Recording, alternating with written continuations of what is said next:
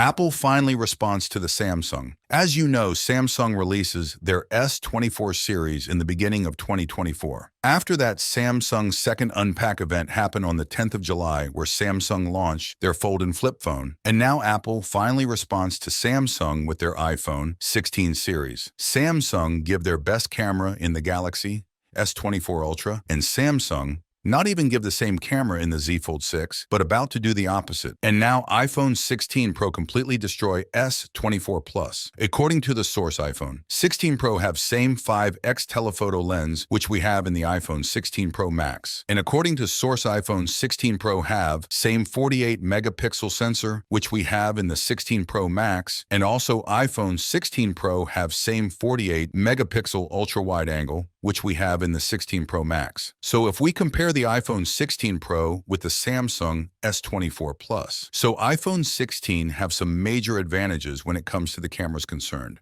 And according to the source, the dimensions of the iPhone 16, it is indeed a little bit larger. Display is now increased to 6.3 inch. And according to the South Korea media, iPhone 16 series come with a bigger battery. According to the source, Apple is increased from 27 watt to 40 watt of fast charging. And if you compare these charging level with the Samsung, so these charging levels are pretty much similar with the Samsung. We're now going to have similar fast charging levels on both of these two companies, but unlike Samsung, who's just not increasing their battery size on their ultra flagship phone or on their Galaxy Fold after Apple keeps on adding more milliamps, which is definitely going to make the battery life improved. And Apple will use the new M4 OLED display in the iPhone 16 series, and this display is more brighter and most efficient. And if we talking about the chipset, iPhone 16 Pro come with a A18 Pro chip with the second generation improved 3 nm TSMC process for even better efficiency and performance. So if you like my video, give a thumbs up and subscribe.